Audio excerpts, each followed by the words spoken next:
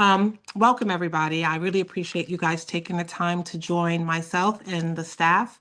My name is Juliana Njoku. I'm the Director of Planning Sustainability. I'm here to give you really the warmest greeting, but actually to tell you how humble I am that you're able to join us as we kick off the start of our zoning update. And this ZoneDeKalb initiative is an amazing opportunity for us to continue to engage with the community. So I wrote a couple of words down just to make everything clear. But good evening and thank you for the opportunity to join you today. DeKalb County sits at the center of Metro Atlanta's growth, geographically, economically, and from a transportation standpoint. As a result, the way we plan, regulate, and invest has regional implications. In 2022, DeKalb adopted the 2050 Unified Plan, intentionally aligning land use and transportation to provide clearer policy direction, better coordination, and greater predictability for both communities and the development industry. A key element of that strategy is focusing growth in activity centers, supporting transit-oriented development, and managing density through clear transitions that protect stable neighborhoods. At the same time, we're working to modernize our zoning code and address emerging land uses like data centers to move away from case-by-case decision-making towards proactive policy-based guidance. Our focus is simple: quality growth that is intentional, predictable, and sustainable for the long term. I want to thank everybody that's here, the panelists that have joined us for this discussion, the opportunity for us to hear all of the input that the community is here as we are here to give as we kick off this initiative. Once again, my name is Juliana Njoku. I'm the Planning Sustainability Director here for DeKalb County. I hope that you guys have an opportunity to really get to know my team, and please don't be a stranger to any one of us as we intend to continue this conversation until we have the DeKalb that we want and deserve. Thank you. Thank you so much, Juliana. I'm going to share my screen and then I'll pass it over to Kelly to get us started.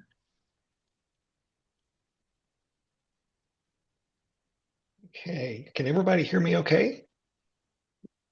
Whoops. Well, yep, oops, yeah. First and foremost, hope everybody's doing okay. I know the storm kind of threw a little bit of chaos into some people's lives, and I know, the fact that we can be adaptable and can come together, especially in a virtual environment like this, is very reassuring, so that we don't have people out there on the roads or having to brave the elements. So again, we do appreciate, as Juliana said, your time with us tonight. And it's something that Anna is going to talk about here in a little bit with some of our outreach processes. This isn't the first and only time that you're going to see us. To the contrary, you're going to see a lot of us out in the community in person, online, as well as on the county's website. So what we're going to do is kind of walk through, and we're going to do some team introductions. And I'm going to introduce our team, and then we'll hand it over to you, Yvonne or Rachel. We can also provide the opportunity for you to introduce the staff as part of this as well. But for those there again tonight, my name is Kelly Klepper. And if we can go to the next slide, Dom, or Ann, I'm sorry. I was practicing most of the day with Dom because Dom was having the presentation versus me. But I'm Kelly Klepper, and I'm our team's project lead. I've been writing and developing code for the better part of 34 years. I'm partnered with a number of incredible individuals. Chris Buga, who is with us tonight as well. He is our deputy project manager. We also have Dominic Pardue, a planner on my team. And we're also fortunate to have Eric Bosman, who is one of our senior partners, urban designer, an award-winning urban designer in the Atlanta metro area as well, kind of facilitating the core of our team. And we're surrounded and also supported by a number of professionals, everything from landscape architects to engineers to transportation to storytellers. And that's where one of our incredible partners that you see here tonight with us, Anna Johnson, is going to introduce her team and also walk through some of the engagement components for tonight. Anna? Sure. Thank you, Kelly. I'm Anna Johnson with Blue Cypress Consulting. We are located in DeKalb County, and I'm also a DeKalb County resident. We are leading the stakeholder and community outreach for this project, so you'll be hopefully getting to see a lot of us over the next year plus. And then with me is Amanda Hatton, who's the manager for our community planning group at Blue Cypress. And I will pass it over to Yvonne to introduce the county staff. I'll actually jump in here. Hey everyone, I'm Rachel Bragg. I'm the zoning planning manager and excited to be a part of this project. And I also have here with me as panelists this evening, Yvonne Trammell, who is our special projects coordinator, and she is the DeKalb project manager for this project. I also have Andrea Fulgerite, who is a subject matter expert with DeKalb on our team. And then I have Nicole Marchant, who is our public outreach specialist and helps us coordinate communications and updates in our teams throughout DeKalb and also on our Engage DeKalb website. So, thank you. All right. I'm going to keep us moving here. So just some reminders. We will be answering questions at the end of the presentation. We have some time set aside just for that. And so if possible, I will direct you to the Q&A feature, which is at the bottom of your screen. It looks like what's highlighted on the presentation here. And we will read through those questions and go one by one and get through as many as we can. And as a reminder, this meeting is being recorded and the recording will be posted to the project webpage following the meeting. And we will also write up the discussion questions and the responses for you to review as well. So we're hoping we can get through all of the questions. And if we don't, please, submit them. You can submit them throughout the presentation using the Q&A feature. And we will answer as many as we can on the meeting. And then those we don't get to, we will answer, we will write them up and post those to the project webpage as well. Okay, we have a little icebreaker. So you can get out your phones and scan the QR code. Or go to www.menti.com. And I may have Dom put the web address in the chat for you all. And then you would enter the code shown on the screen if you use your web browser. And the code is 72815604. And Dom, if you could also put the code in the chat, that'd be great. So I'll give you all a few minutes. Oh, and several of you, it looks like, have already answering the question. So we're asking, what is your primary connection to DeKalb County?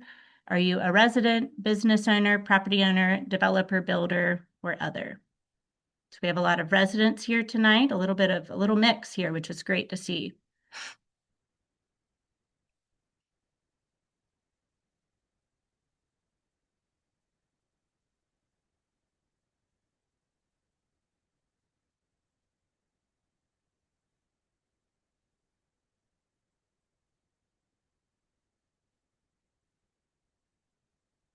All right, so a lot of residents, some business and property owners as well, some representatives of our development community, which is great to see. And it's still changing. So thank you all so much for being here.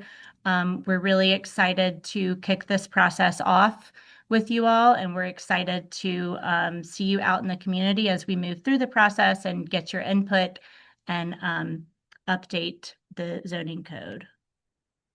Okay, so tonight, here's our agenda. First, we're going to talk through, what is zoning? Why does it matter? Why are we doing this update, and how does it impact you or your business? Then we will talk through the project goals. We will go through a high-level project timeline just so you're aware of what to expect over the next several months. I'll provide an overview of our approach for engagement and how you can provide input during this process and how you can get involved and where you may find us. We will talk through the code considerations, initial analysis, and then next steps. After that, we will go through the Q&A and answer any questions that you may have about the process. And throughout the process, throughout this meeting, we also do have some interactive questions to start collecting some high-level feedback as well. So what is zoning? So zoning are the land use regulations that regulate how a property can be developed. So it will regulate permitted uses. So what is your property used for? Is it residential, which could be houses or apartments or townhomes? Is it for a business or an office? There's different types of businesses, grocery, retail, restaurants. It regulates the development location, form, and function. So this is talking about where the development can be both within a community and then even within a parcel on a site. How far back does the building or parking area need to be from the property line? What type of buffers or landscapes will be required? So zoning is really, separating incompatible uses or making connectivity between compatible uses. Zoning impacts, different types of housing options. It tells you where certain types of housing, like single family versus apartments, can be. Zoning regulates parking requirements in terms of, how many parking spaces may be required for a business. What does the parking lot look like? What are the requirements for the dimensions of a parking space or landscape within a parking space or around a parking area? It regulates landscape and open space requirements for development or redevelopment, buffers and screening, and then ultimately it impacts, what our neighborhoods and communities look like.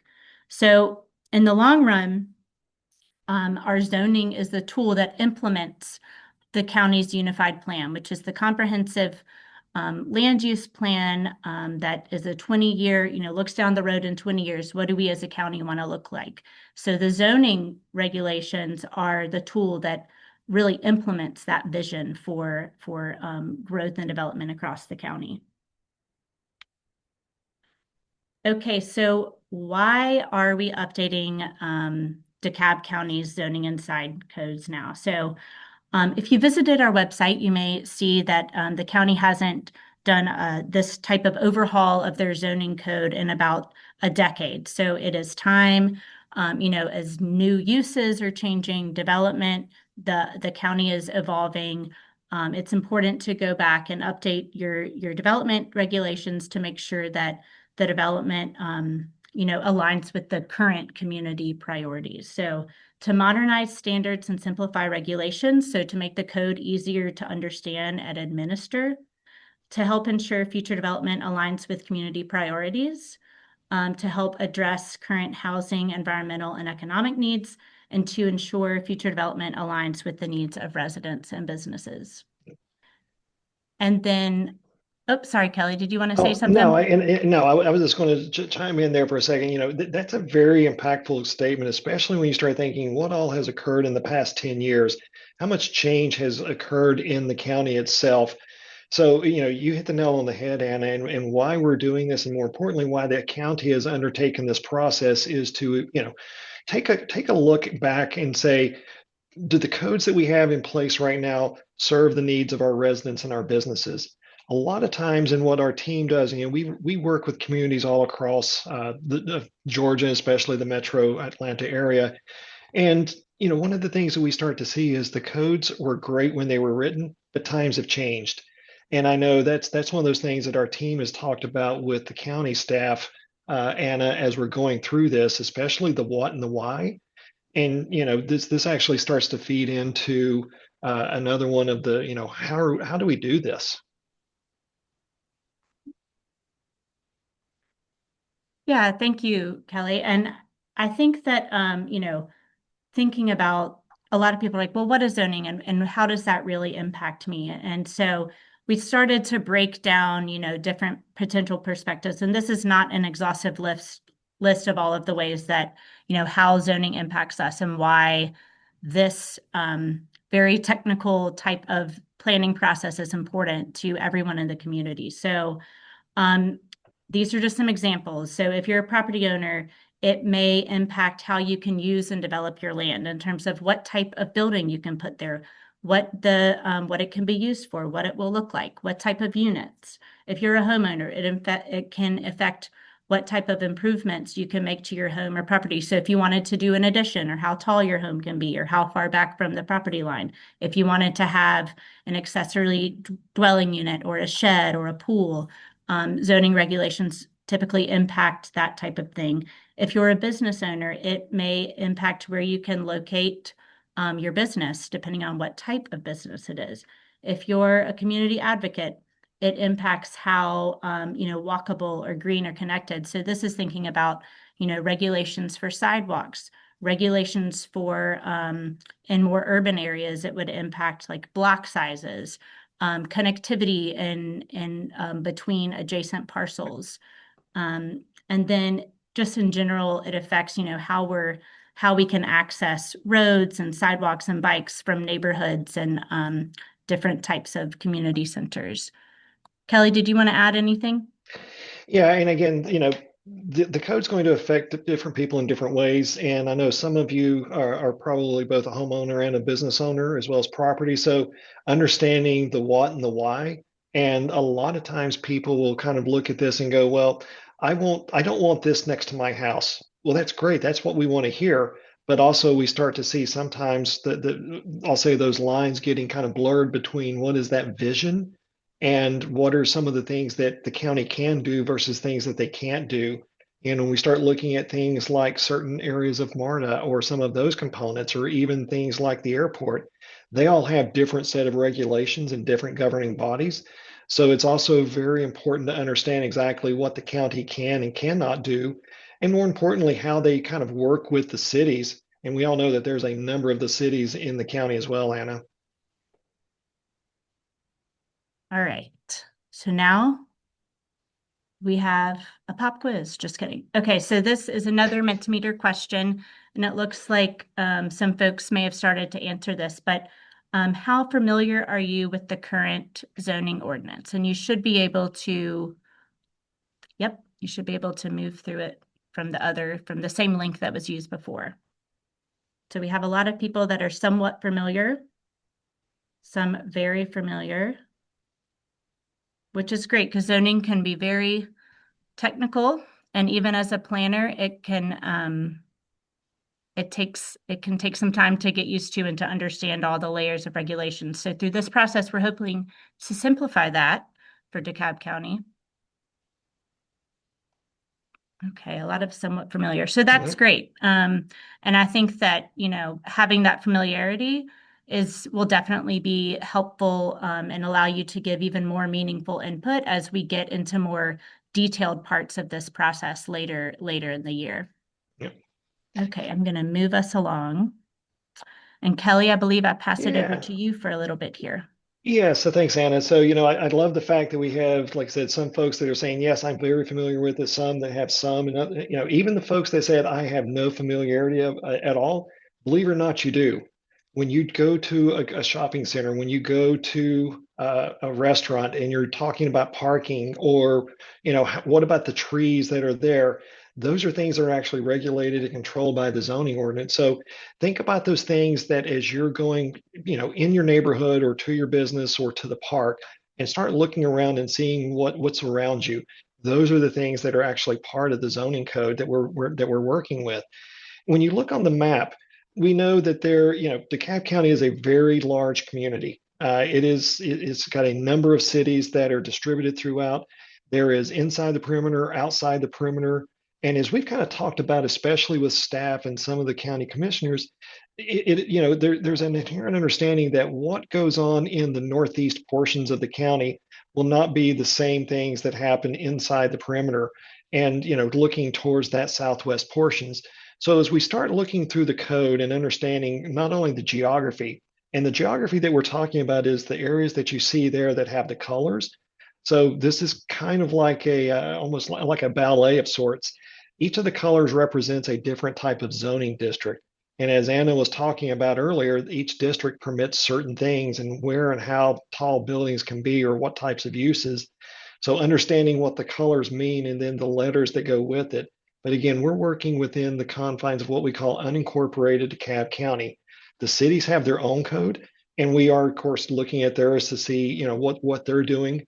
But more importantly, we're focused in on you as the residents and the business owners, because that's where this code actually starts to play. So if you've never looked at the code itself, or you have the somewhat familiarity, let's go to the next one. And this isn't intended to do anything other than kind of say, the county's code is fairly complex. My team usually gets to see, I've got a prop that I hold up usually at this point, including when I'm talking with folks, and I say, this is the county's code between chapters 21, which is the sign ordinance, and chapter 27, which is the zoning districts. The code itself is literally about the size of a phone book. For those old enough to remember a phone book versus Google these days, it's very complex.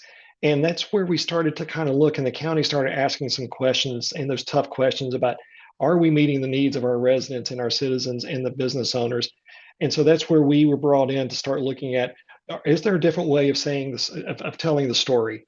So again, we kind of broke down the sign ordinance so that you can see, if you were to try to, work through the county for a sign permit, whether it was for a business or something else, these are all the different things that you would have to be able to review and read through.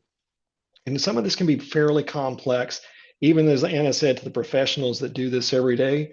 So one of the things our team starts to look at is, are there different ways of reorganizing the code, but also the districts and components to right size it and to ensure that one size does not fit all. And that's one of the things that we're kind of looking at. So as we go through this process, and we've got a slide here in a little bit that'll give you kind of an overview of when and where, we're going to be at this for about another year, 14 plus months. But when we came into this, our team started looking at, and almost like when you go to the doctor. My team loves when I start using some of these references, but when you go to the doctor and for your annual physical, and the doctor says, hey, Kelly, your lungs are good, your blood pressure is good, your cholesterol is a little high, and they kind of give you that report.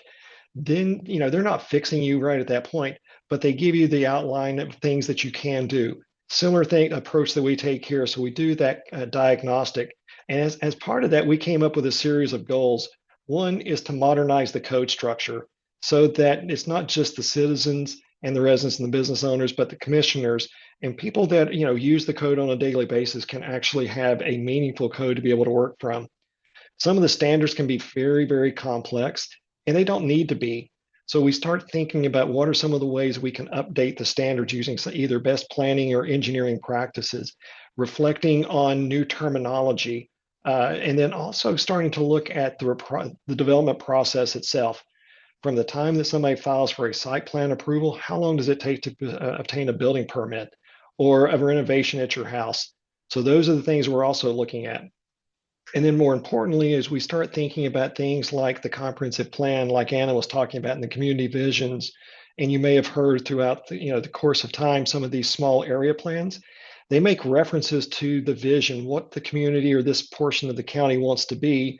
And then it's up to us at that point to start to create the standards that actually implement that.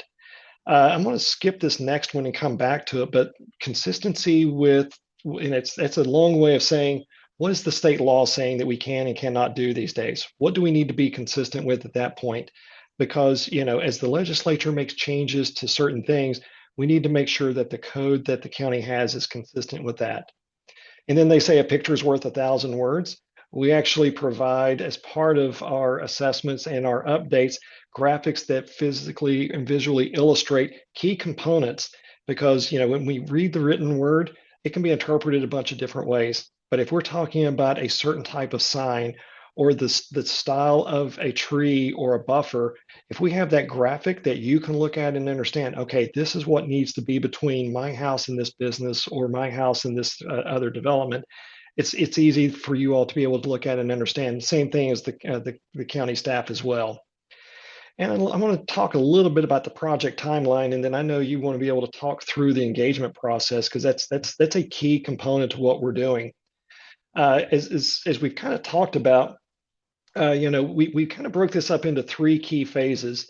So our team is doing that doctor's office visit as we speak. We've been meeting with staff. We've been reviewing the code. We have our team kind of going through and looking at identification of certain needs and concerns and considerations. We've been talking with the commissioners. We've been talking with staff as far as their staff to understand what is most important. So that's that code assessment and needs identification. At the end of that process, here in the next couple of months, we're going to create a roadmap or a blueprint that says, here's what we recommend and why. These are the types of things we want to be looking at. Provide that to the staff and to the elected officials to say, did we listen? Did we get it right? Once we get that head nod from the groups, then it's into the meat and potatoes of this, and where we actually are creating the implementation of the code components, whether or not it's modification to parking or the building design standards or signage or access or whatever at that point. Taking those chapters that at 21 and 27, again, just kind of referring back to the zoning districts, and start to craft the code itself. As we do this, it's not going to be, well, okay, we start in March and then we get to about this time in 27 and say, here's the code. Along the way, we have a number of outreach events, whether it's through the community councils, the council of the whole, as well as the updates on this website to say, here's where we are in the process. Here's what we've heard. Here's what we're drafting up to this point. And then more importantly, especially with the community councils, presenting that information and those ideas, because those are that's the folks that are in the grassroots and the initiatives with the community. That's the listening that we're kind of using as that middleman between some of the residents and neighbors who can't always make it to the meetings, but they have the commissioner's ear or they have the council's ear. So being able to understand what some of those items are. And as we start to develop the code, you'll see it as a number of different things, whether it's documents or written words or graphics. And then we'll be presenting those again to say, did we get it right? Listening to the folks that this means the most to, and then start to refine. And at the end of this process, and actually I think we're going to be done before December of 27 for sure, but adoption of the code, and that way the county and the staff can start to implement. Again, this is a very iterative process. It's very public. It's very transparent as we're developing this. And again, working closely with staff, and it's not just one or two people, it is a broad-based and broad brush approach with staff as well as the folks that they're interacting with on a daily basis. Anna, can you tie on it? I know we've had a couple of the engagement activities up to this point, whether it's World Planning Day and some of these other items. Can you talk a little bit about the community outreach portion of this?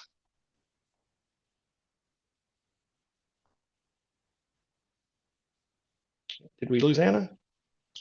Anna, you're on I'm mute. muted. Oh, okay. I was like, okay. You would think I would know. I can keep going. Sorry about that. So our approach for engagement here is to align the outreach process and the content for that outreach with the technical work. So with what we're focusing on as part of the code update process. So generally our engagement, will align with these 3 rounds that Kelly just spoke to. It includes a mix of in-person and virtual engagement opportunities. I think, the nice thing about virtual, it allows us to record the meetings and post them and just kind of expands the access a bit.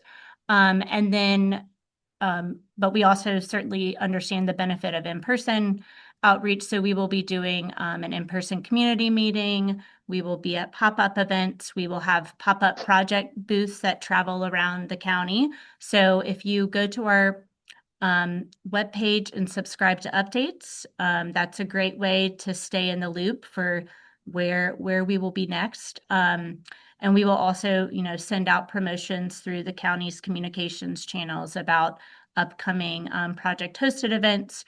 And I'll get into this a little later as well, but we will also be providing regular updates at county meetings such as Board of Commissioners meetings, your community council district meetings. So hopefully you will see us all over the place over the next year as we get more in the weeds on the zoning code update. And then, of course, a big focus of ours through this, for engagement through this process, is to be accessible, transparent with you all, and inclusive to make sure everybody that wants to provide input is able to. So I'm going to talk through at a high level about some of the different outreach activities that we have planned. So we have both targeted stakeholder outreach and then more community-wide outreach. For our targeted stakeholder outreach, we have a technical advisory committee that is composed of representatives from the community council districts, representatives from the development community, and others in the community that bring different perspectives to the room so that we can talk through some of the more complex and technical issues. We will also be hosting technical stakeholder workshops. Again, these are going to be topic-focused workshops with subject matter experts. Often will include staff departments who administer the code and who may be very familiar with some of the challenges. And then we will also we've been conducting interviews with the county elected officials, so with your commissioners. And then we will also be conducting interviews with different staff departments who interact with the zoning code.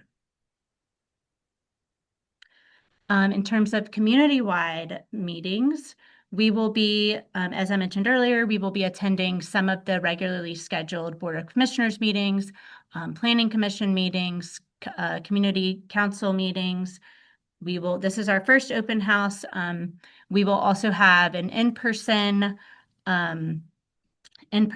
open house, which will take place later this year, late summer, early fall. So stay tuned for more details on that.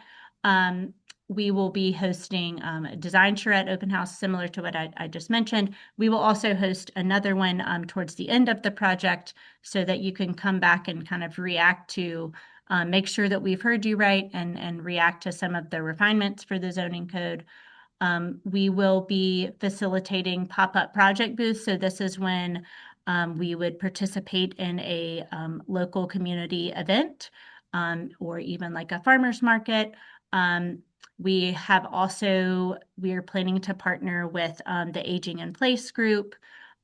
We are planning to have our local coffee chats is when we may show up to a library or a community center or a senior center just to interact with people at those facilities who may not, have time or may not typically attend a project hosted meeting like this one tonight. So we want to get out to the community in different ways and like I said, make sure that everyone has a chance to provide input. We have an interactive project webpage. I believe the link has been sent out to everyone in the chat. And there's a visioning wall that you can leave comments on as well. We will be launching an online survey later this year once we start diving into more topic specific issues. So stay tuned for that. We will be circulating social media, e-newsletters, so be sure to subscribe to our webpage, press releases and flyers. So, if you follow your commissioners, however you get your information from the county, Engage DeKalb is a great e-newsletter. We will be communicating through the county's media channels to get the word out about this. And we also would love if you can help us spread the word to your neighborhood associations. That always helps us as well.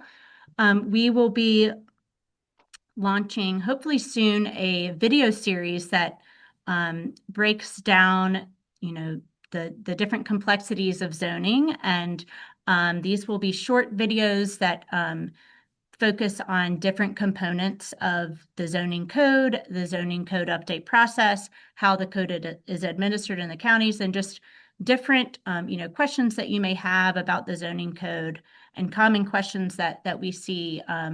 We thought that a video series would be a fun and easy way to break down some of these more complex concepts.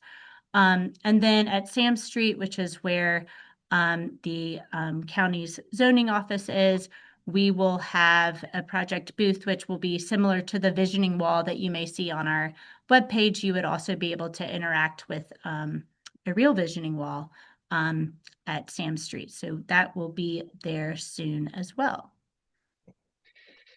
All right, And Kelly, I'll I pass want to it back jump. to you. Yeah, and I want to jump in here because I don't know, Sure. because I've been, as you were talking about the outreach opportunities and how to stay connected, and I know we had a question about how do we stay engaged throughout this process. Connecting through the website that is set up, the email, and following up on those updates, because that, the ZoneDeKalb is specific, and you can always take a look and see what's going on. And as things like this meeting are completed, those items are going to be identified, and they're going to also be placed on there. There's also that community calendar, like Anna was talking about, as far as what's coming up. And we've also got a list of a couple of those here in just a second. But I got to be honest with you, Anna, I'm reading some of these questions, and these are really impressive. The questions that I'm seeing kind of popping up, I'm not going to go through each one in sequence, but kind of working it into some of my presentation, especially, as we start thinking about what's going into the code itself. When we talked a little bit, kind of using your engagement activities as who we're going to be meeting with, staff, plus some of these other components. But best practices, that is a critical component that our team is working towards, and we're going to be testing with the community, because the easy thing that a lot of places will do is say, hey, we saw this was a good code, and we're just going to change the names to protect the innocent, so to speak. Well, what we realize is that if that's the case, then especially this last bullet, we've just taken the knowledge of the area and the current code out of the equation, and we've just said we're not even going to worry about meeting with staff. We're not going to worry about meeting with the residents. But to the contrary, this is why we're doing this in these events, because you all are on the ground every day. You're the ones that are seeing the different types of development. You're the ones looking at stormwater or parking or traffic and things like that. And you can point out specific projects and say, have you looked at this for this reason? And, kind of looking at a couple of things, and I'll just going to pull up James, and I apologize if I mispronounce your name, but James Gallen is saying, is this the correct process to use for improving the tree and the lighting ordinances? Absolutely. This is when these opportunities kind of come about, because we're going to be looking at lighting. We're going to be looking at, the community policing through environmental design. We're going to be looking through those design practices. So, lights and eyes on the street. We're going to be looking at tree preservation and the types of trees that need to be looked at and preserved, and where they should be placed when we're planting new trees. So things like that are critical. And understanding, again, what may happen in the city doesn't necessarily apply or occur in the. So again, right sizing the code and start to look at, again, what's going on, especially from the feedback perspective. When I say the feedback, understanding what types of applications and considerations are we seeing as a community? What are you seeing in your neighborhood? What are the elected officials who are here? And actually, we've got a couple of those that we've been talking to. What are they seeing and hearing, and what do they want to do to make our community better? When you start looking at these practices, again, we're going to be kind of testing it on specific properties as we go through to see, does the code that we're proposing work, and work in a couple of different considerations as well. So again, understanding inside versus outside, suburban versus the more urban. And even when we have some of these older shopping centers that no longer have, they've outlived their life and their function, what can we do to help redevelop those, whether it's for housing, community housing, or open spaces and things of that nature, creating a sense of community through the code itself. So Anna, I know we've got another question coming up. This is actually a really, really good one. Yep, we've got people that are ahead in the game already. I love it. So, again, just kind of giving you and asking the question, what's the most important thing to you as a resident or a business owner that you'd like to see coming out of the zoning ordinance update? Now, some of this a little generic, but believe it or not, there's a rhyme and reason to asking some of these questions. And you may be like, well, I'm more concerned about the types of housing or certain things, and we'll get into that in just a minute. But as planners and professionals, we're able to kind of glean, looking at these kind of core topics, to say, Yeah, okay. So we know we need to focus in on neighborhood character. What goes into character in this case? So I'm going to be quiet for just a minute. I'm going to let you all finish voting.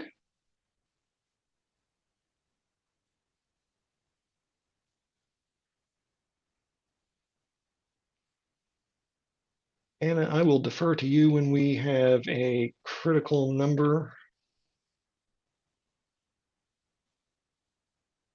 that we've hit. I don't know if I'm doing something wrong, but I am not seeing this slide when I log in. I see how important is it to allow flexibility for new types of housing. Is anybody else? Hmm. I'm still seeing, well, my screen is actually the priorities for the, oh, Yeah, there's that one. this is the one that I'm seeing on my screen. Hmm. Interesting. That's actually question number 4. Uh, Rachel's really reading ahead.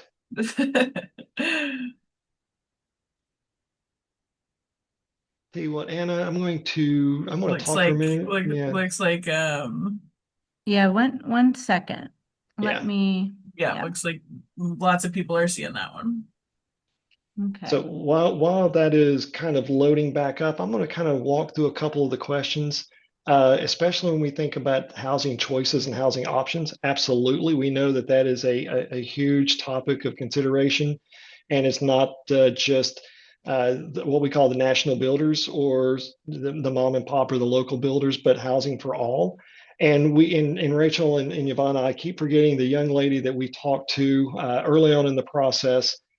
She was so full of energy and talking about senior housing, and I can't remember her name, but she was an absolute phenomenal speaker and passionate about the community. Uh, but understanding that aging in place is a real thing, and some people will say, "Well, Kelly, that's great," but that what you're kind of referring to a lot of times is I'm independent living to assisted living to the nursing or skilled care, but it also kind of applies to the older residents or those folks that are downsizing to be able to have a small house on a lot and still enjoy that way of life that they've come to enjoy without having a large yard or a big house to maintain. So housing is a critical component about this. Um, yeah, Victoria, definitely archiving the old code. Absolutely. That will go. Actually, Rachel, I know you all keep copies of that as well, in case there ever has to be somebody referring back to it. And also, as we're starting to make some of these edits, you'll see it as what we call a strike through and underline, so you can see what's being kept and what's being changed, so that you can clearly see what's kind of looking at the end of the day. Um, not to see. Rachel, I was going to say, we can kind of talk about how the technical advisory committee was selected. I know that was very, a very interesting process, especially getting with our elected officials. But uh, do you want to talk about that for just a second while we're waiting for these results to finalize? Sure. So the technical advisory committee was established even before we established this as part of our RSP process. So the technical advisory committee includes one person from each of our 5 community councils. It also includes 3 people from our development oversight committee, which is an organization made up of folks who do work in DeKalb County, and then 3 other individuals selected by the planning department who we worked with frequently and we thought would have good contributions to the process. So that's only one part overall of the input that we're getting. Like Anna mentioned earlier, we're also looking forward to connecting with folks where they are. So farmers markets, senior centers, things like that. Also, obviously, virtually. Please see us on Engage DeKalb. Nicole, I think, put that link in the chat. Sign up for updates there. That's where you'll see most things first. It'll go there before it even gets a wider distribution. But one of the big goals for this project is early and often community engagement and feedback, because we know that although you may not be that familiar with the zoning code. The zoning code is what impacts your built environment, and your built environment impacts your quality of life and how you live your life. So whether that's deciding where your hot tub goes in your backyard, or if you can build a new front porch, or if you can start a home business. Those are deeply personal things, and that impact you, your families, and your communities. So, yeah. How's that, Kelly? That was perfect. I love that. Thank you. So we've got we got a pretty good breakdown in diversity between affordable housing, which we knew that was going to be a hot button item, especially in this community. Improving transportation and connectivity, always a big topic. Preserving green space in the environment. As they like to say, they're not making any more land, so we need to, be good stewards of that. And then neighborhood character. So you can see that there is a lot of variation in what we see here. This is like I said, very encouraging, because a lot of the things that we've been talking about internally as a team, whether it's provisions for housing or economic development, and even like one of the questions about trying to assume or make sure we're providing those business opportunities so we're not just a bedroom community. Those kinds of things actually come about as part of this code, where we start creating some of these employment and economic development centers that really allow us to live and work in the same community. And by doing that, we can also start to focus our efforts in on those neighborhood centers, whether it's the grocery or the community, and really kind of get back to what makes a lot of our communities great, and not just I'll say the commercial corridors with the sea of parking in the front. A couple of the other questions as we're kind of working through this. I'll tell you what, Anna, let's go ahead and hit question number. Oh, go ahead, Anna. Yeah, I was just going to say I can move us to the next question. Yeah, I was going to say let's go to the next question, because we're kind of hitting on that one, especially the housing question. I know a lot of the comments in here are dealing with affordable housing and the National Housing Crisis Task Force. Yes, actually, Suzanne, I have been looking at that. I've been looking and talking with my partners in Charlotte as well as Raleigh, and how they're adapting some of those strategies, especially in these core communities. So that is a critical component to what we're doing here. And Anna, I'll let you tell me when we are up to being able to go to the next.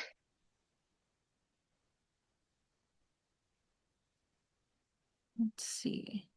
Oh, they're saying it's not showing up. Yeah, I'm sorry, guys. Sorry. I'm not seeing it now. For the record, I'm not driving. I am. No, I'm Apparently kidding. I'm not a good driver. No, we're good. Okay. We're good. We appreciate your all's patience with this. Technology can be good in times, and it can be yeah. Go ahead, Rachel. Sure. So I will just add what I saw on the previous screen. Also speaks to a lot of what we've been talking about in terms of finding a balance with our updates.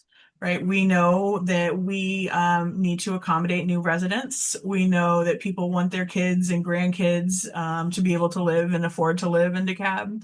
And so I think it's really interesting that that affordable housing component was I think the highest response. And then protecting stable neighborhoods is the second highest response. And I think that's exactly what we're thinking of when we're going into this zoning code update too. Yeah. And let's go ahead and hop to the next question, Anna, with the baseline analysis. And I know a couple of the questions are saying, why does portions of the county look different than other portions? And are you talking or working with the overlays? The easy thing on that is, we are not working on the overlays, and some people may be like, well, why? One, Rachel, I keep forgetting the number, is like 24, 24 or 34 overlays. Yeah, we have over 40 overlays. Over 40 overlays. I knew I was undercounting it, but over 40 overlays. And to look at each individual overlay would take longer than what we're talking about to get the baseline code updated. But more importantly, we understand that there was a lot of energy and effort and community buy-in for a lot of those overlays. So, there's specific standards that apply to those areas. Now, have we just kind of turned our back to those overlays? No. Are we helping to potentially inform updates so that the community can say, hey, we'd like what you're doing in the code to be brought into our overlay? Absolutely. And I know one of the questions was Rachel was kind of asking the question of like, why are we bringing in out of staff or outside people to help with this? Part of it is, the county has a great staff, very dedicated. We've had an opportunity to meet with a lot of those folks. They have a tremendous amount on their plate. And for groups like us who live and work in these communities, and more importantly, understand the code, we're able to also see things that sometimes the in-house staff may not. That's not saying that they've done anything wrong. They're like every other staff that we talk to and meet with across the country. They're so focused in on serving the constituents and working through the development process and ensuring that state and federal plans are done or housing is undertaken. But at the same time, these things can be monumental tasks to the point that you need sometimes some of that outside eye to help with that. So I know one of the questions is what somebody was asking about was with the overlays. And the overlays are just that. I mean, there's an area of the county that's been identified on a map, and it could be a number of, whether it's out in the Stone Mountain area, Johnson's Ferry, or something like that. And there's a defined set of geography and properties that are underneath what we call almost like an umbrella.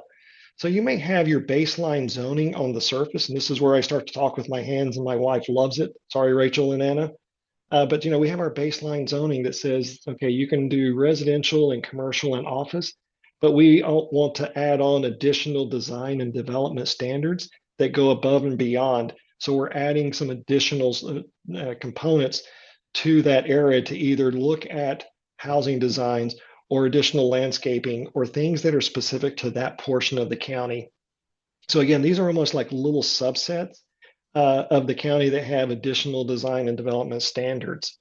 As we were kind of looking through, the code itself, and like I said, having worked on codes for, like I said, more than 34 years, it becomes one of these items that it's very interesting to see how we approach certain things.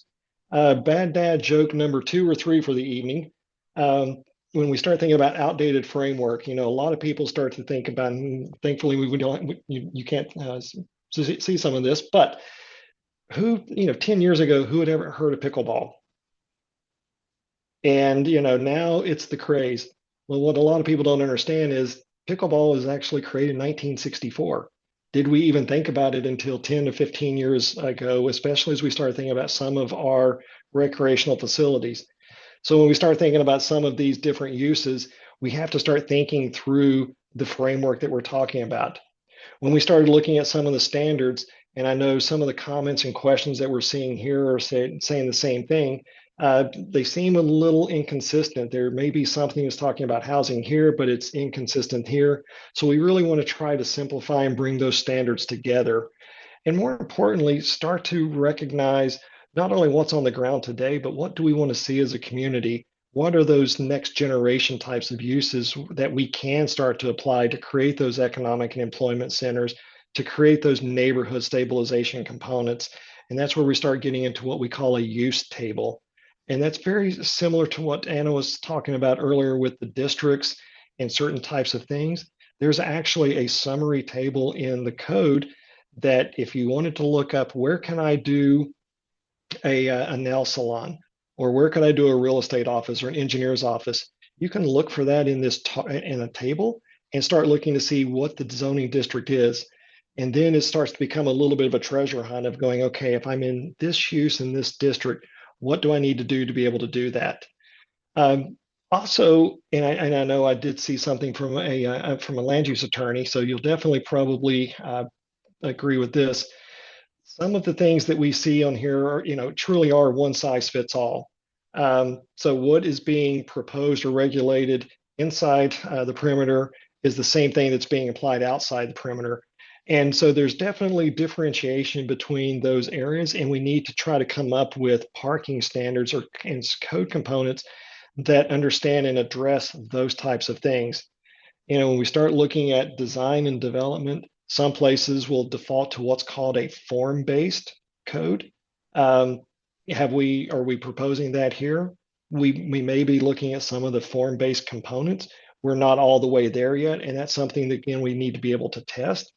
And part of it also just becomes down to the application and the understanding of what is the code, what types of standards do we want to make sure we're implementing, and are we addressing the needs of the community as a whole. And at the end of the day, one of the things, of course, is that chapter 21 with the sign standards of ensuring that we have consistent sign standards and the application, and also making sure that we are consistent with not only local, state, but also federal standards as it relates to the signs themselves. And at the end of the day, again, what we will be doing is creating a series of including things like you see right here, graphics, to help start to illustrate if we're thinking or talking about how we measure building height, or what is a sandwich board or a folding sign, what is defined as a lot area. So like Anna was saying early on, where can a building be placed or my house be placed? How do we start to look at certain types of things? And again, just trying to create that visual image that helps illustrate those key terms so that when you look at it or staff's looking at it, you're looking at the same thing, and I can go, okay, that is a sandwich board. This is what I'm looking to do. Here's the standard that goes with it. So again, at the end of the day, this is the kinds of things that we're looking at as we're updating the code, whether it's within signage, landscaping, parking, or even the architectural components themselves. Yeah, so Anna, I know we've got our next steps, and these are, of course, continuing to evolve and pop up. I'm going to use the pop-up project booth as well as a general reference right there. But as different outreach activities are being identified and working with staff and the commissioners, we're updating and incorporating those. Can we get out to every single association or community association or business interest? No, just because of timing and all of that. But that's where we're hoping to be able to use the community councils and some of our technical advisory committees. And then more importantly, encouraging you to provide those questions like you're doing tonight. So when those questions come through to staff, we're all seeing it. Those questions become part of the formal record that the commissioners will see at the end of the day as well. Anna, do you want to kind of talk a little bit, or Rachel, about our next steps as far as the outreach activities? And I'll kind of circle up with the technical work and our last question. Okay. I can just speak to the community council updates quickly. So in February, we will be joining each of the community council district meetings. We're going to pop on at the beginning of the meeting and just give a quick overview, very high level for what we did tonight, and we will direct people to find this recording and get up to speed. But we're just trying to continue to get the word out, let people know how to get involved, how to sign up for updates, and just give folks an idea of what to anticipate in terms of providing input for this process. Spring, summer this year, stay tuned for updates about a project pop-up booth. That's when we will be attending a local event, and we'll just have a pop-up booth at the event where you can come by, provide input, speak with the project team, and learn more about other input opportunities we have coming up. And then the coffee chats are where we will be at local facilities, again, with a project table and just collecting input, sharing information, promoting the project across the county. Kelly, do you want to speak to the upcoming technical work? Yeah, so again, from the technical side, we're going to be continuing to craft and provide the county staff with that assessment, that roadmap of here's what we're seeing and what our recommendations are.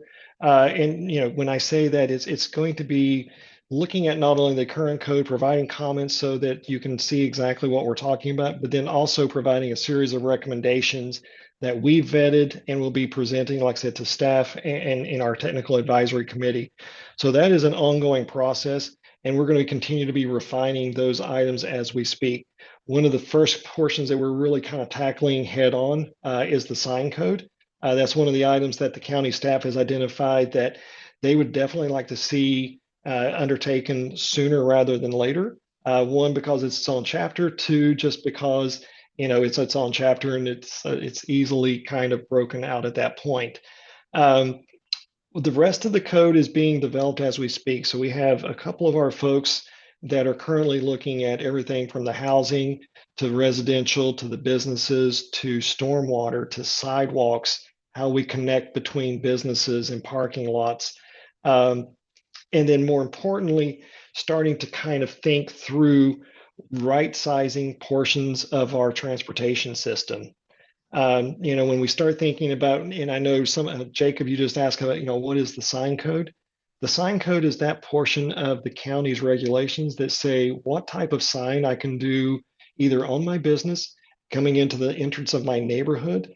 Is it, how tall is it? What's it look like? Do we have lights on it? So that code actually regulates and provides requirements and design standards for all the types of signs that you see that we can per federal and state laws. There are certain things we can't touch because of some of those court rulings. But again, if you see a restaurant that has a sign on their building, a sign in their parking lot, or whatever else, that is part of that portion of the code. So everything that you can imagine from a sign perspective is in that one specific chapter. The other aspect of this is, of course, as we're kind of continuing to develop and start to hone in on some of this, again, like we said earlier, we're going to be providing that information through the community councils, through the CAL, as well as posting it online. And we encourage you all to stay engaged through this process. And that actually gets us to our next and our final question, Anna.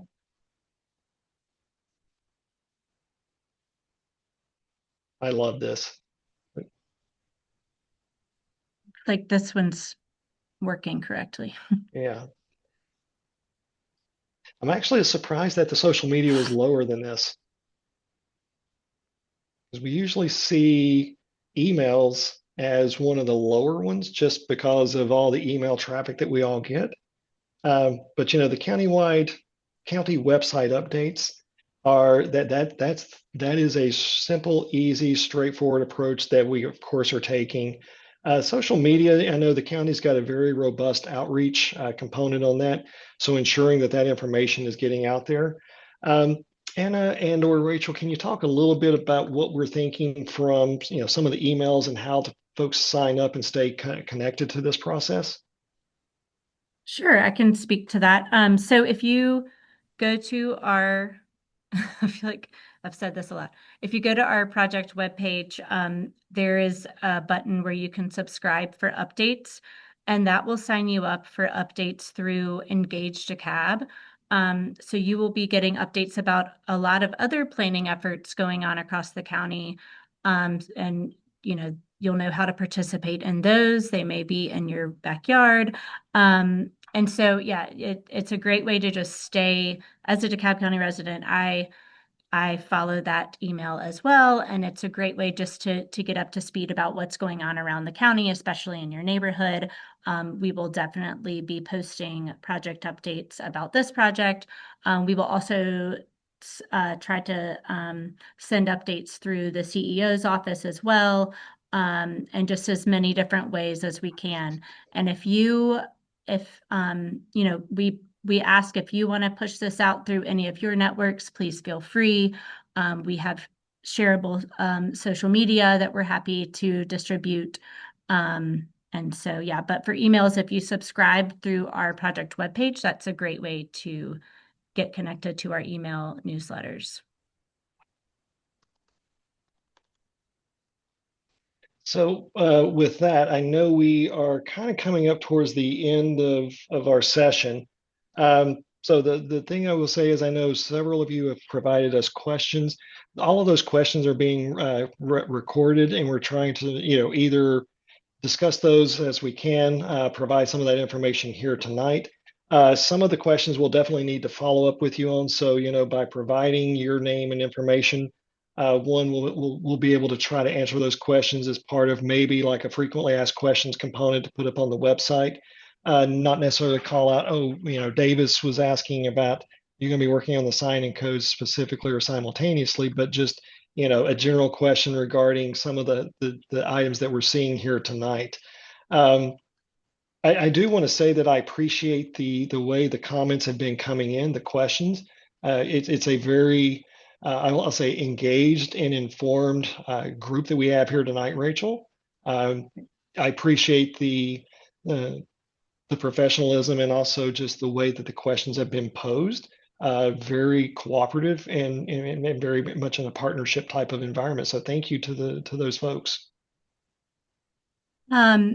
And Kelly, I'm going to start running through some of these because there are some good ones that I think are important Please. to provide additional context for everyone in attendance.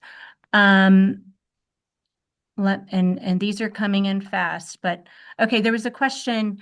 Is DeKalb County going to engage with the many cities that have been created over the years so that all the codes are consistent? Every city has different codes based on what they adopt for their use. I think that's a great question to point out. And you touched on this earlier in the presentation, but it may be helpful just to kind of recap how this zoning code relates to the city's zoning. Yeah, and there's a number of cities that have been either developed over the course of time, new ones or whatever else. Everybody has their own zoning code, their own districts and definitions. Are we going to basically say you all need to do exactly what DeKalb County is going to say, or vice versa? No. But are we going to be looking at theirs to see is there some areas that are consistent, or we can kind of create some transitions? Absolutely. But at the end of the day, the code needs to be supporting the county's vision and its desires as a community itself. The cities will continue to take care of themselves. We need to partner with the cities, but at the same time, we're developing standards that are county specific. And just to clarify for everyone too, so the cities actually have a different zoning code than unincorporated DeKalb. So everything that we do as part of this project will only apply to unincorporated DeKalb, whereas each city has their own zoning code. Most of the time, they actually started out the same as our zoning code. But just like this project where we're updating our zoning code, each of those cities has a process where they're able to update their zoning codes as well. Perfect, thank you. And then this question is specific to another county project, but I think that we can talk about it in the broader context of how does the zoning update coordinate with DeKalb's multi-use trail master plan? But I think it's also important to speak to. I know there's a lot of small area planning efforts happening across the city, so thinking about or speaking to how this zoning code update will incorporate those other small area plans. And I can take Why don't you take that one for? Why don't you take that one first, Anna?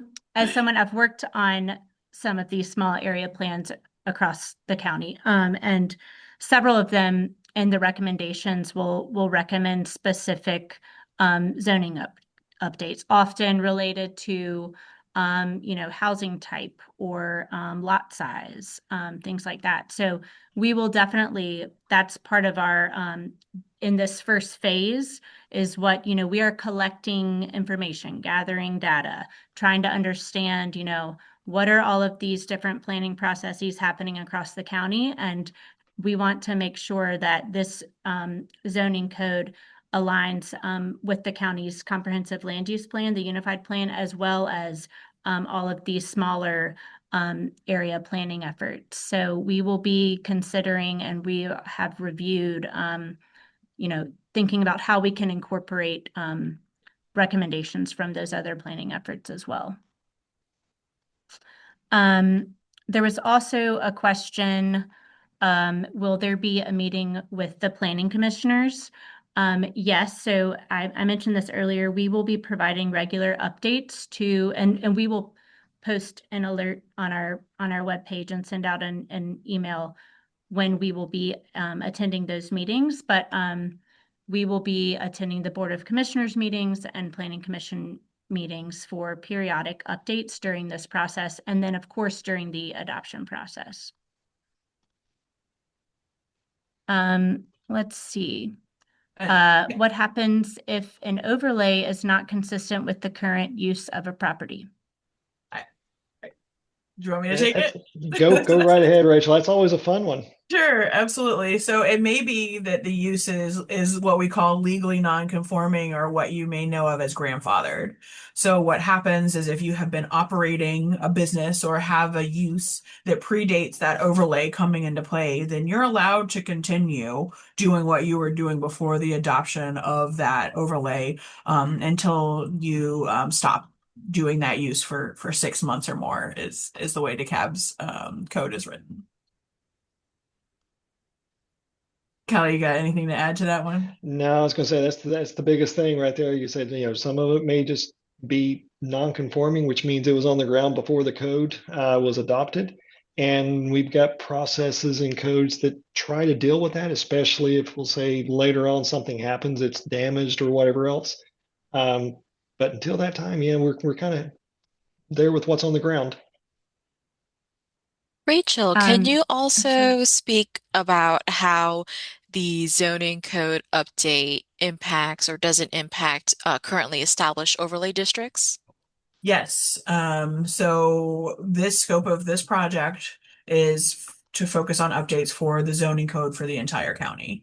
Um, the overlays themselves, we are well aware that some of them are in need of updates. So we have other processes that we're going to work through for that. So that involves a small area plan. So that either would be conducted by our staff or by a consultant. And then that small area plan would produce a number of recommendations. And then those recommendations would become text amendments to those overlay districts. So that is also part of our plan, but a separate project from this one.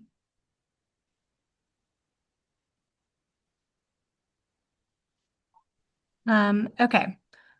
Let's see. I thought this was a good question, given this Great. is a hot topic in DeKalb right now. How does the current text amendment, read data centers, fit into this update? I thought that was a great one too, Anna. So those are also two separate projects. So what we're doing right now is we are working on some text amendments. I saw questions about short-term rentals, so that's has a similar answer. So we have already adopted regulations for short-term rentals. Those will be going into effect this spring, and those regulations are of course subject to change, but would be a separate process. So the same with the data centers. So the data center text amendment is currently under review by the Board of Commissioners, and will not be part of this process.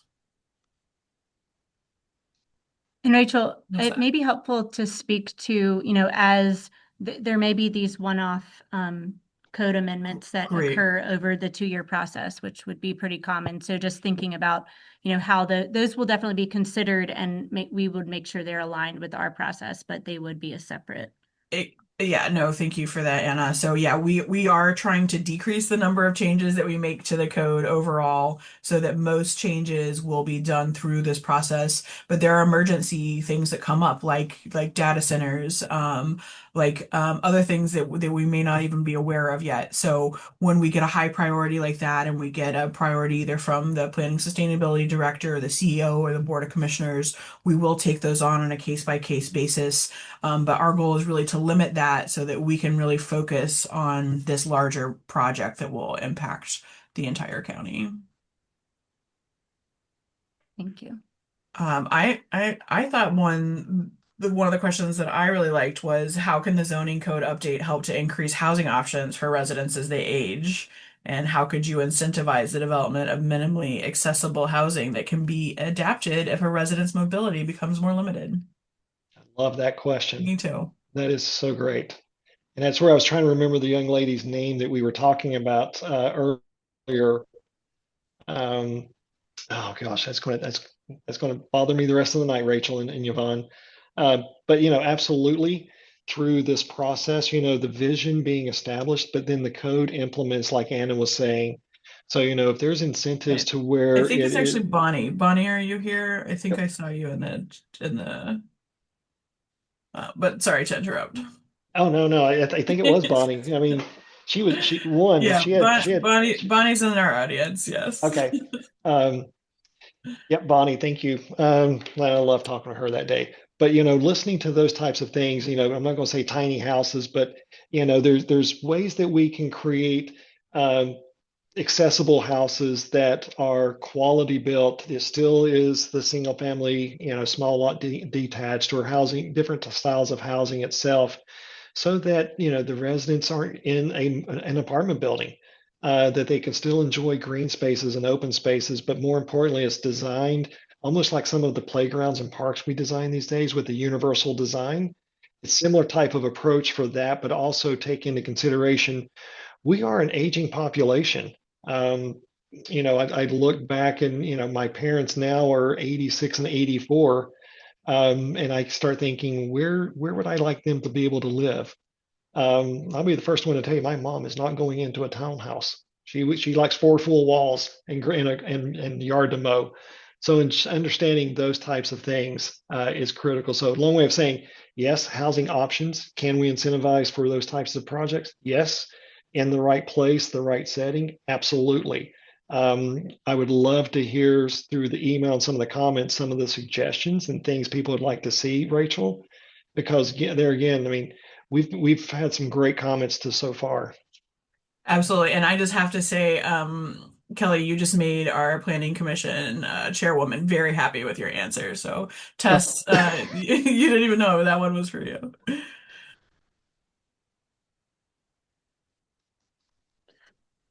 Another good one just came through. How does the new code deal with additional traffic when new developments are planned? That's a really, really good one. So, one thing that we have some of it is our traffic engineers looking at different models, but it's also about the connectivity and those roadway choices. We talk about housing choices, not putting everybody out onto the one main road. Can we create some of those mixed use neighborhood centers where people can literally ride a bike or walk uh, from their house to the neighborhood store to get whatever they need at that point, or walk to the neighborhood school?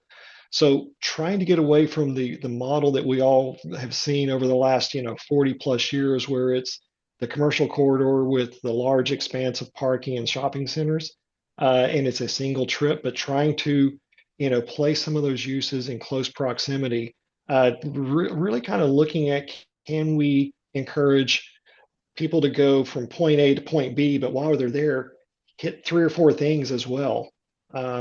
But then more importantly, can we create some things like building off on the trail system, Rachel, creating some of those pedestrian connections so people can walk, or like I said, ride their bikes, or do a couple of different things. So it's critical as we're doing this to kind of look at what's going on with the roads as well.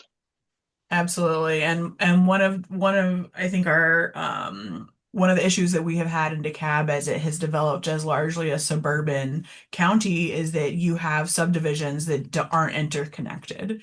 And a lot of established subdivisions don't like to see new connections into their subdivision, which is understandable. You move to a place, you expect it to maintain a certain look, feel. But what that also does is that really does contribute to the traffic that we see, and that there's only one way in or one way out of a neighborhood, or there's only one main road in an area. So our current code and our new code will definitely encourage that kind of interconnectedness for new developments, which we also see as a potential solution for that traffic problem, as well as pedestrian and potentially more compact design. So if you're able to slightly increase density, get a few more rooftops, that often will encourage commercial developments closer to residences where you don't have to go so far. Instead of having to get in your car and drive 5 miles or 10 miles to the grocery store, maybe you get in your car and you drive 1 mile, or maybe you can walk half a mile to a corner store.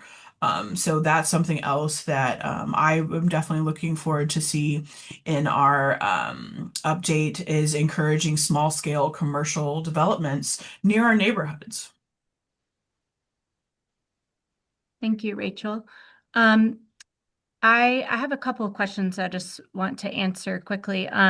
One was if you submitted questions before the meeting, perhaps to the project email. Yes, we can include those in the Q&A documentation summary that we'll be posting to the webpage. So we will go back and double check our email Uh-oh. And if you if you didn't get to submit your question or want to think about it a little more, feel free to email us, ZoneDeKalb@DeKalbCountyGeorgia.gov. And we will be sure to include those in the Q&A summary. And then I saw another one. There was a recommendation to have a more interactive discussion with the Planning Commission, as sometimes that's harder to do at the regular Board of Commissioner meetings. We hear you. That's part of our plan. And so, yes, we look forward to that more interactive discussion with our planning commissioners, and we will, this is the type of thing that we would be promoting or letting you know that it's coming through the email newsletters. So another plug to go to our webpage and subscribe for updates. Let's see. And we have time for maybe one or two more questions. Here's another one. Will the code address connectivity between businesses on traffic corridors that do not require exiting onto the main street? This is a more detailed question. And this is the type of thing we may be diving into down the road. Yeah. Yeah. So we kind of hit on that a little bit, Anna, and I was actually just replying back to Tyra on that one as well. So I love the great minds think alike, because I went straight to transportation and interconnectivity. Yeah, there's a lot of support for connection. So yes, so the code will definitely require interconnectivity between those businesses, because it's just a very annoying thing, right? And potentially dangerous. We hear you. There's also been several comments about potentially limitations on short-term rentals like Airbnbs. And so these are, these more detailed topics are exactly what we will be focused on as we move into spring, summer, and fall. So these are great questions. And yes, this is exactly the type of thing that we're going to be focused on and getting input from you on as we kind of right size the code for this code update for DeKalb. I also sorry. sorry. No, you go ahead. You go ahead. I just wanted to highlight, we got a lot of questions about housing options. And so I think that, what we said about increasing housing options for residents as their age really applies to everyone, right? As an elder millennial myself, I might not be interested in the same type of housing as other people, right? I am casually looking in DeKalb County for a new home, and I do want something where I don't want a yard. I want to be close and walkable to things. I don't want more than 950 square feet, and that's a really hard thing to find in DeKalb County. So we are thinking about that for people for all walks of life. Maybe whether that's an ADU or if I can, there are lots of options that we want to look at as part of this project. And so I'm glad to hear lots of questions in the chat. And also to reinforce, there are other planning projects going on at the same time. The housing study is occurring, and so we're definitely very excited about that project, and those recommendations from that study will definitely fit in to this project as well, and we'll incorporate those outcomes. And I also wanted to note, I think I saw a comment, I don't remember where it was at this point, but we have been coordinating with Alan Ferguson, from a housing perspective. I think he was one of the first people we met with what seems like years ago, but it was just months ago. So yes, we're connecting, doing interviews across the county with both elected officials, leadership, department heads, just to make sure that we're aware of everything going on and thinking about all of the different needs and challenges and different perspectives. Okay, we're going to try to land this plane on time. Yep.